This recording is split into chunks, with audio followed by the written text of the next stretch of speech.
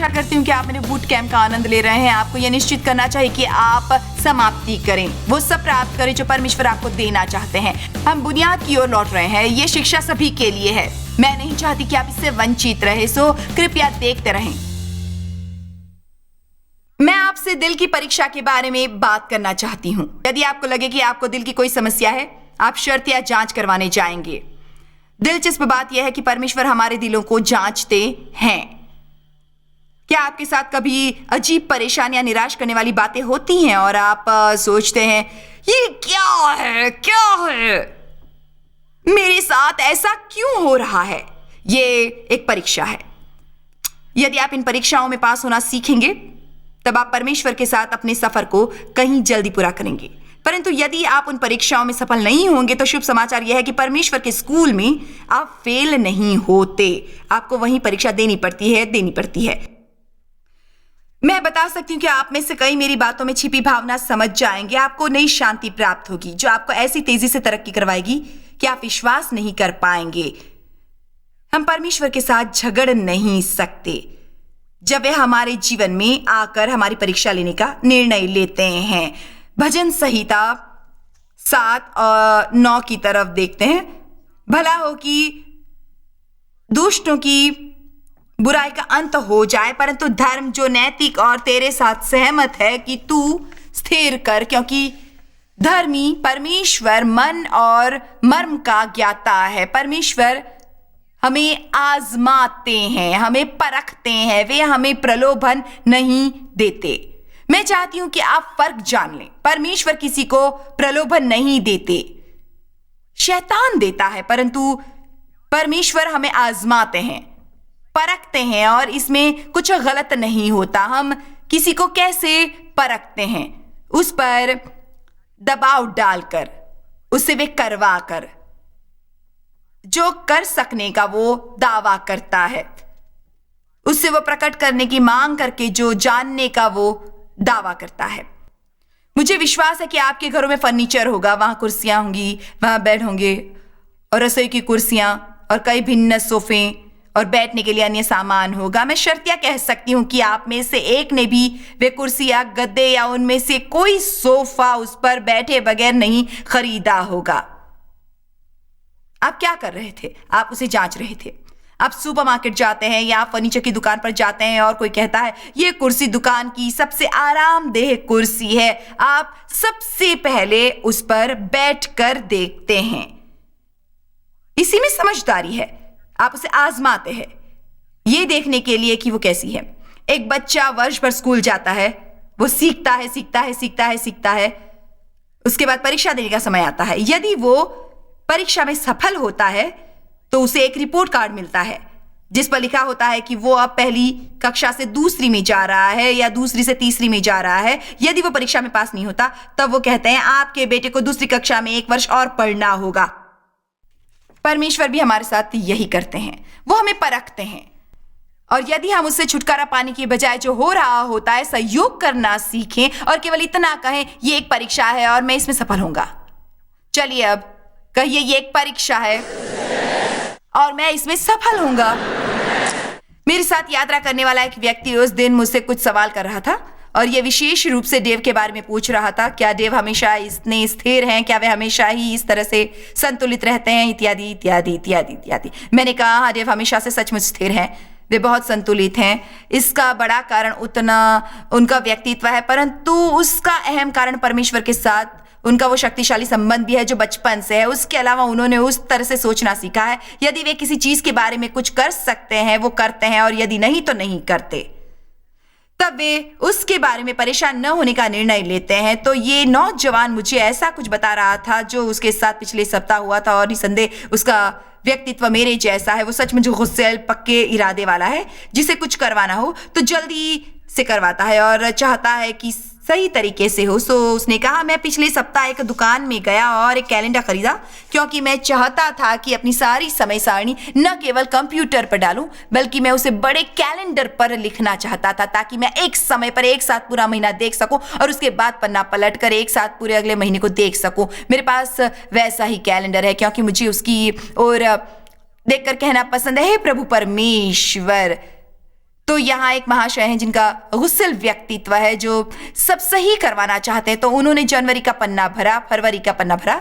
ध्यान दीजिए, हमारे कैलेंडर पर बहुत कुछ होता है, अर्थात हमें बहुत काम होते हैं। उन्होंने मार्च का पन्ना भरा और अप्रैल, मई, जून, जुलाई, अगस्त, सितंबर का 3 महीने बचे थे। उन्होंने पन्ना पलटा तो वहां आगे के महीने नहीं थे। छपाई में भूल हो गई, उसकी गुणवत्ता की जांच की गई थी। वो दुकान तक पहुंचा जहां से उन्हें बेचा गया, वो उसे घर लाए। उन्होंने वो जांच नहीं की, उसमें सभी महीने थे। हमें इसका विचार नहीं आता, वे भविष्य में हमेशा जांच करेंगे। उन्होंने 10 महीने भरने में बहुत समय लगाया था। अब उन्हें दोबारा सब करना पड़ता है। हमारी कुछ इस तरह की बातचीत हुई, आपको विश्वास होगा कि उन्होंने मुझे ऐसा कैलेंडर बेचा जिसमें सभी महीने नहीं छपे थे। मुझे विश्वास नहीं होता, ऐसा कैसे हो सकता है? ये तो बहुत बुरा हुआ। ऐसा आखिर क्यों हुआ? तो पत्नी ने कहा, ऐसा होता रहता है, जाकर दूसरा ले आओ। वे भी काफी डेव की तरह है। पति काफी मेरे जैसा है। मेरे जैसे लोग इतनी आसानी से नहीं मानते। हम जानना चाहते हैं कि उसे आराम से ही सही क्यों नहीं किया गया था। Come on. पर वे लोग, ऐसा होता ही रहता है। इसी कारण डेव और मेरे जैसे लोगों का विवाह होता है, और उसके और उसकी पत्नी जैसे लोगों का विवाह होता है, क्योंकि मैं कई बार उनमें एक उत्साह जगाती हूं, और जब मैं बहुत क्रोधित होती हूं वे मुझे शांत करते हैं। इसलिए हमें संतुलन होता है। परंतु मैंने ऐसे उस नौजवान से कहा, मैंने उसे अगले स्तर पर ले जाने के लिए कहा, मैं बता सकती हूं ऐसा क्यों हुआ। मैंने कहा, वैसा होने का कारण वो प्रक्रिया थी जो तुम्हारी उसके प्रति थी।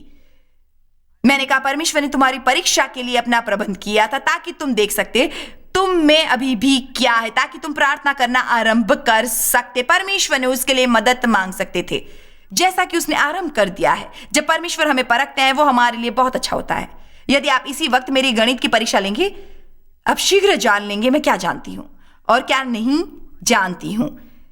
यदि आप मेरी अंग्रेजी की परीक्षा लेंगी, आप तुरंत जान लेंगे मैं क्या जानती हूं और मैं क्या नहीं जानती।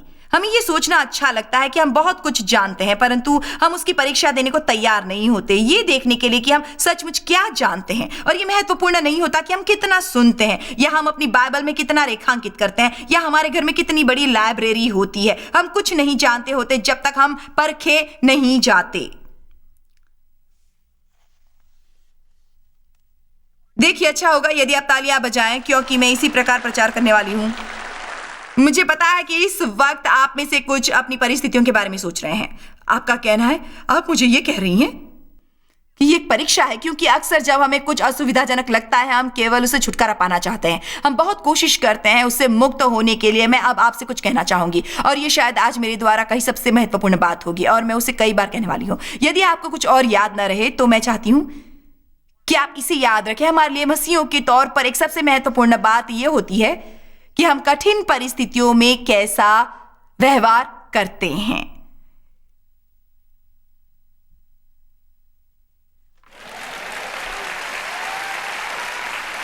याद रखिए कि आपने आज सुबह मुझसे बहुत मेहनत करवाई थी। मैं अब उतनी मेहनत नहीं करना चाहती। हम मसीहियों के लिए सबसे महत्वपूर्ण बात यह है, न केवल हमारे लिए बल्कि ये दुनिया के लिए भी महत्वपूर्ण है, क्योंकि हम दुनिया में स्थिरता नहीं देखते। हम केवल अनियंत्रित भावनाओं का बहाव देखते हैं, परंतु स्थिरता आकर्षक होती है। उन चीजों में से एक जिसने मुझे डेव की ओर आकर्षित किया कि उनकी स्थिरता, वो उनके द्वारा मुझे दिया गया सबसे बढ़िया उपहार है, क्योंकि मैं एक पागल खाने जैसे घर में बड़ी हुई जहां बिल्कुल स्थिरता नहीं थी। मैं नहीं जानती थी शांति क्या होती है। जब मेरा उनसे विवाह हुआ मैंने कभी शांति का उदाहरण नहीं देखा था। मैंने किसी शांत व्यक्ति को नहीं देखा था। वे न केवल मेरे साथ बात करते थे अपने मसीह विश्वास के बारे में, और मैं उनके साथ गिरजे भी गई, उन्होंने बल्कि मेरे सामने स्थिरता का आदर्श पेश किया। उन्होंने अपनी प्रेम चाल में निरंतर स्थिर रहने का उदाहरण पेश किया। मैं चाहे जो भी करती होती, डेव एक से रहते थे। परंतु मैं वैसी नहीं थी, मैं इतनी परिपक्व मसीही नहीं थी। मैं उन दिनों हमेशा परिस्थितियों के अनुसार डावाडोल होती रहती थी। मैं प्रसन्न रहती जब मेरी परिस्थितियां अच्छी होती, निराश जब वे बुरी होती। मैं हर वक्त ऊपर नीचे होती रहती, ऊपर नीचे ऊपर नीचे ऊपर नीचे ऊपर नीचे ऊपर नीचे। क्या कोई मेरी बात समझ रहा है?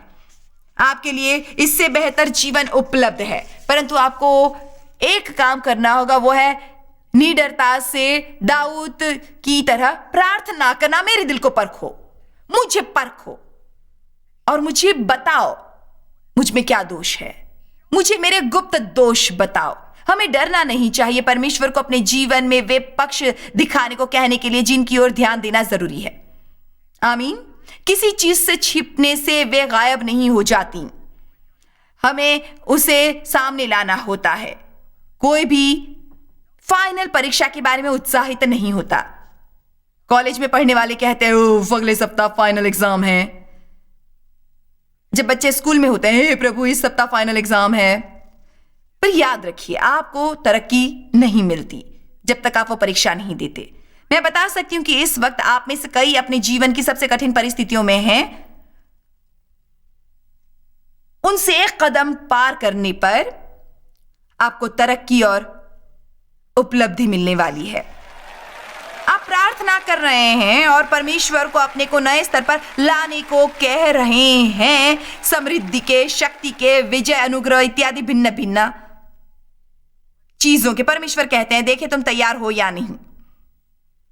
चलो देखते हैं तुम तैयार हो या नहीं। क्या आप कुछ परीक्षाओं के लिए तैयार है? जब आप इन परीक्षाओं में सफल होंगे, मैं वादा करती हूं कि जैसे जैसे आप उन परीक्षाओं में सफल होंगे, आप जितना अधिक स्थिर बनेंगे, परमेश्वर आप पर उतना अधिक विश्वास कर सकेंगे। क्योंकि मैं शर्तियां बता सकती हूं कि आपको कभी पता नहीं होता कि आपकी परिस्थितियां कब क्या करेंगी। ये बिल्कुल सत्य है। हमारे पास विश्वास है अपनी परिस्थितियों पर नियंत्रण करने के लिए नहीं, बल्कि उनमें हमें स्थिर बने रहने के लिए। मेरे विचार से हम विश्वास के बारे में थोड़ा उलझ गए हैं। विश्वास केवल अच्छे दिनों के लिए नहीं होता, बुरे दिनों के लिए भी होता है। वो केवल तब के लिए नहीं होता जब हम समझते हैं। आमीन। मुझे विश्वास है कि हमारे लिए यह निर्णय लेने का समय है कि मसीह कलीसिया को परिपक्व बनना चाहिए और हमें सचमुच परमेश्वर के पास जाकर कहना चाहिए परमेश्वर मैं ये काम ठीक तरह करना चाहता हूं। मैं आइंदा कमजोर दब्बू मसीही नहीं बनना चाहता। मैं वो करना चाहता हूं जो आप मुझसे करवाना चाहते हैं, वो बनना चाहता हूं जो आप चाहते हैं।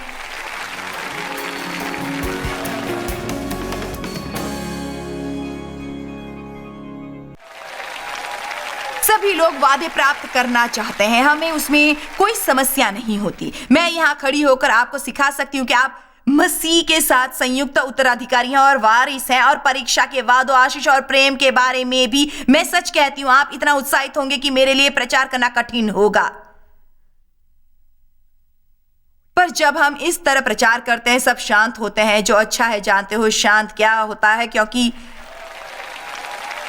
हम इस तरह का पर्याप्त प्रचार नहीं सुनते, इसलिए आप गहरी सोच में पड़ जाते हैं। देखिए शैतान को पता है आपको क्या परेशान करता है, इसलिए वो उसका प्रबंध करता है। क्या आपने सुना? वो आपको परेशान करने की व्यवस्था करता है। व्यवस्था विवरण 4। दरअसल ये मेरे लिए एक जीवन बदलने वाला अध्याय था। मेरे पास इसे पूरा सिखाने के लिए समय नहीं है क्योंकि ये उस शिक्षा के अनुकूल नहीं है जो मैं सिखाना चाहती हूं, परंतु आपको व्यवस्था विवरण 4 पढ़ना चाहिए, उसे निरंतर पढ़ना चाहिए जब तक आपको ज्ञान प्राप्त न हो। क्योंकि मैं परमेश्वर के साथ अपनी चाल में बहुत कुछ सहन कर रही थी और वे मुझे सेवकाई के लिए तैयार कर रहे थे, और उसमें से बहुत कुछ सुहाना नहीं था। कुछ भी वैसे नहीं हो रहा था जैसे मैं चाहती थी। मैं प्रार्थना कर रही थी, कुछ हो नहीं रहा था। मैं लगातार हताश हो रही थी, कुछ समझ नहीं आ रहा था, बिल्कुल नहीं आ रहा था परमेश्वर आप आखिर कर क्या रहे हैं। और व्यवस्था विवरण 4:2 में उन्होंने इजराइलियों से कहा दृढ़ निश्चय से स्मरण रख कि तेरा परमेश्वर यहोवा उन 40 वर्षों में तुझे सारे जंगल के मार्गों में से इसलिए ले आया है 40 वर्ष जंगल में। परंतु दिलचस्प बात यह है कि एक 11 दिन का सफर था। जहां से वे मिस्र से निकले थे, वहां से वादे के देश की सीमा तक 11 दिन लगते थे, परंतु उन्हें वहां पहुंचने में 40 वर्ष लगे। मैं बता सकती हूं कि हम में से कई अपनी यात्रा को उससे लंबा बना रहे हैं जितनी वो होनी चाहिए, केवल इसलिए कि हम परीक्षा के बारे में जानते और समझते नहीं हैं। हम समझते नहीं कि कितना महत्वपूर्ण होता है वफादार रहना और स्थिर रहना और अटल रहना। हम जंगल में अपने मुंह के शब्दों के महत्व को नहीं समझ पाते। ये सच है क्योंकि हमारे मुंह से वही निकलता है जो हमारे दिल में होता है। जब मैंने कई वर्षों पहले इसका अध्ययन करना आरंभ किया था, परमेश्वर ने मुझे एक श्रृंखला दी थी। मुझे पता नहीं कि वो अब हमारे पास है या नहीं। वो लोगों की गलत मानसिकता के बारे में थी और वास्तव में लोगों के दिलों के बुरे रुख होते हैं। हम इस सप्ताह उसी के बारे में बात कर रहे हैं। लोगों के दिलों के जो गलत रुख होते हैं वही उन्हें जंगल में रखते हैं, उससे कहीं अधिक जितना उन्हें वहां रहना पड़े, क्योंकि जंगल में परीक्षाएं होती हैं। वादे के देश जाते वक्त हमें परीक्षाओं में से सफल होना पड़ता है। उनका कहना है, मैं उन 40 वर्षों में तुझे जंगल के मार्ग से इसलिए ले आया हूं कि तू नम्र बने और तेरी परीक्षा करके ये जानू कि तेरे मन में क्या है और तू उसकी आज्ञाओं का पालन करेगा या नहीं। देखा यहां लिखा है ना, आपको पवित्र आत्मा की शक्ति की जरूरत नहीं होती सही व्यवहार करने के लिए, जब सब आपकी इच्छा अनुसार हो रहा होता है। उसमें कोई परीक्षा नहीं होती, परंतु हमें पवित्र आत्मा की शक्ति की जरूरत होती है ताकि हम शांत, आनंदित रहे और सही करना जारी रखें, अन्य लोगों के साथ प्रेम द्वारा चलते रहे, अच्छा इकरार करते रहे, भावनात्मक रूप से स्थिर बने रहें जब कुछ भी सही ना हो रहा हो।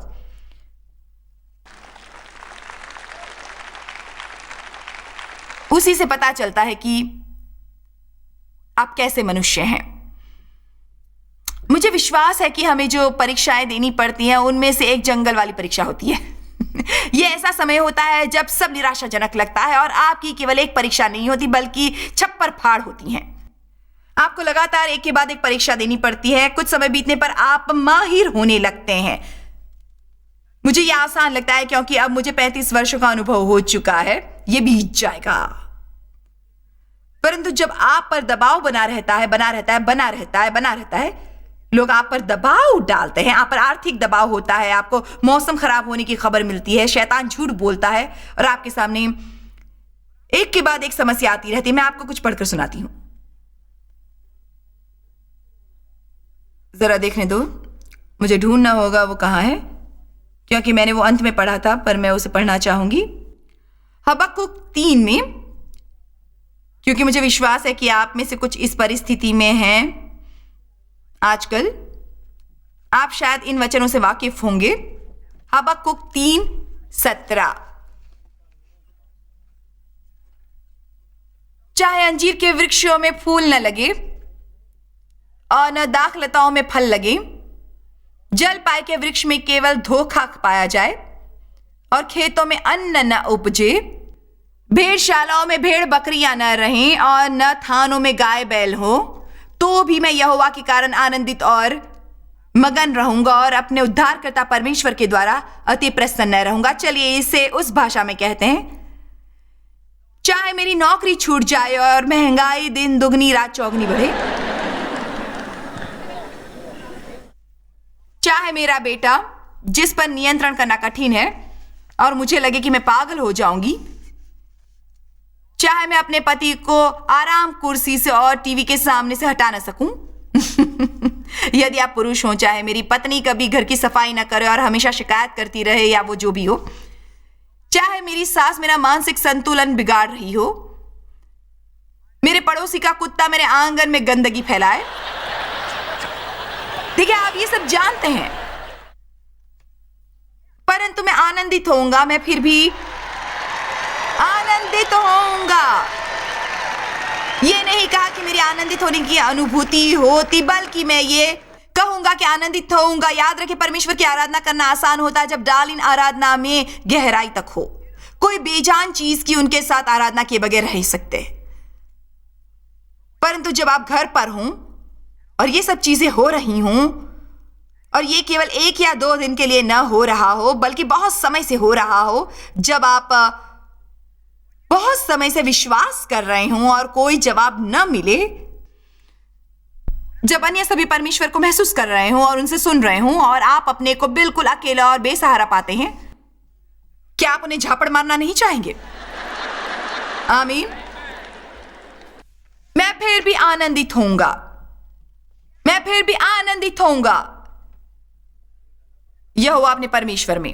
परंतु हमें वचन 19 भी पढ़ना चाहिए। यहोवा परमेश्वर मेरा बल मूल है, मेरी व्यक्तिगत बहादुरी, मेरी अजय सेना।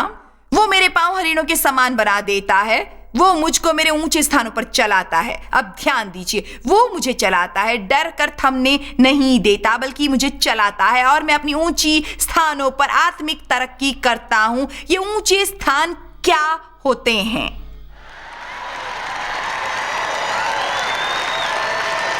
क्या होते हैं ये ऊंचे स्थान? मुश्किलें, परेशानियां। यहां लगभग 10% ऐसे लोग हैं जिन्हें यह समझ आ रहा है।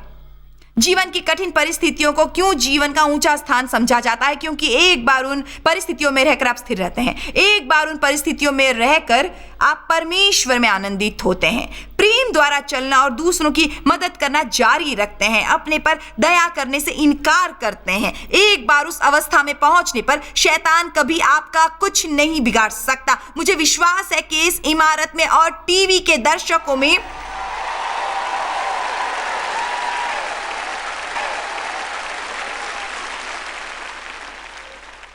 ऐसे लोग होंगे जो भिन्न भिन्न प्रकार की आत्मिक अवस्था में होंगे। ऐसे लोग भी इतनी जल्दी क्रोधित होते हैं कि कभी कभी अविश्वसनीय लगता है। जब भी कुछ उनकी मर्जी के अनुसार नहीं होता, मैं भी बिल्कुल ऐसी ही थी, मैं इसके बारे में जानती हूं।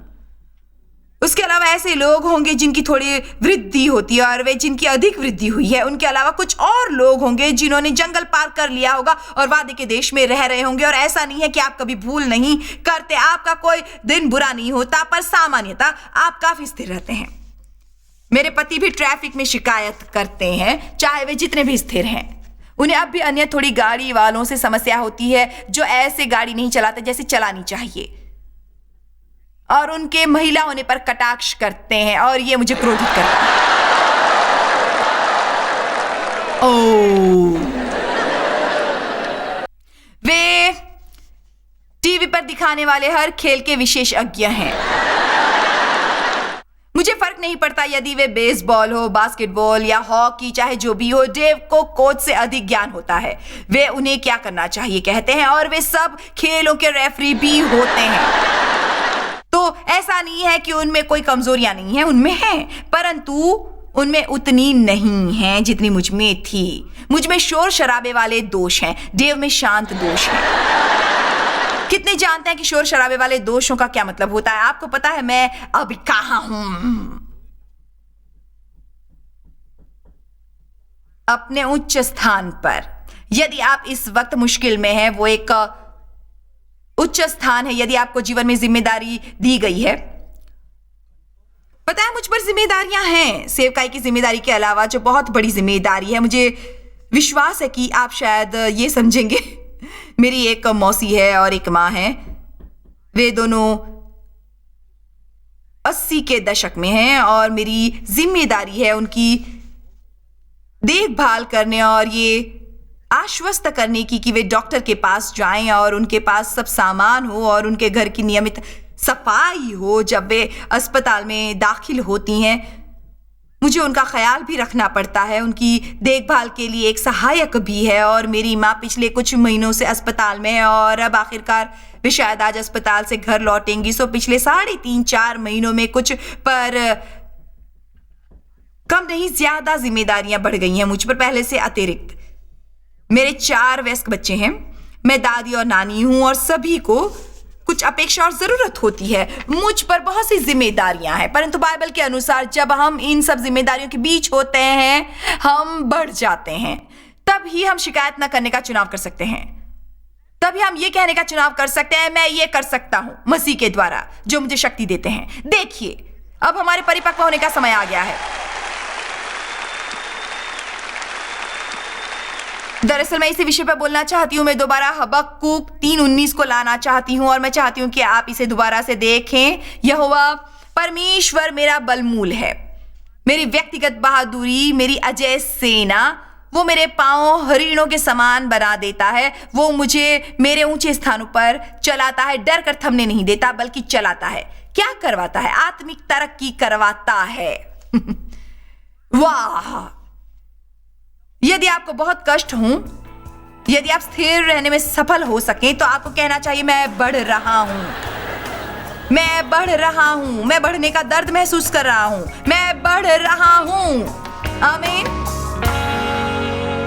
पता है, परमेश्वर हमें जिस भी परीक्षा और कष्ट में से गुजरने देते हैं, उसके द्वारा हमारा अच्छा होता है, विशेष रूप से यदि हम सही रुख रखें, और उसका उद्देश्य हमारा उनमें विश्वास बढ़ाना होता है। परमेश्वर इन चीजों को इस्तेमाल करते हैं हमें सुधारने के लिए। दबाव के इन मौकों पर हम कैसा व्यवहार करते हैं, वे सबसे महत्वपूर्ण बात होती है, और इस बात की सच्ची परीक्षा कि हम असफल होते हैं या सफल। इसलिए चाहे जैसी भी परीक्षा हो, आप कह सकते हैं, मैं फिर भी आनंदित होऊंगा। आपकी शायद इच्छा नहीं होगी, परंतु आप विश्वास द्वारा ये मान कर कह सकते हैं कि चाहे जो भी हो, उसके द्वारा आपका अच्छा ही होगा। आप पर आज चाहे जो भी मुश्किलें आ रही हों, पर आपका अच्छा ही होगा। यदि आप अच्छा रुख रखेंगे, यदि आप परमेश्वर पर विश्वास करेंगे, उसके द्वारा आपका अच्छा ही होगा।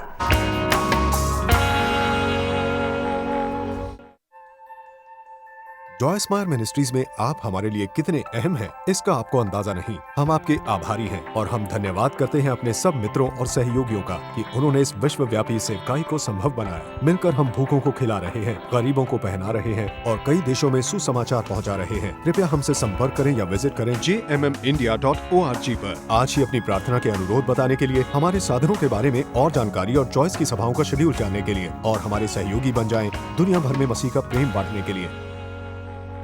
ये कार्यक्रम जॉय स्माइल मिनिस्ट्री के मित्रों और पार्टनर्स द्वारा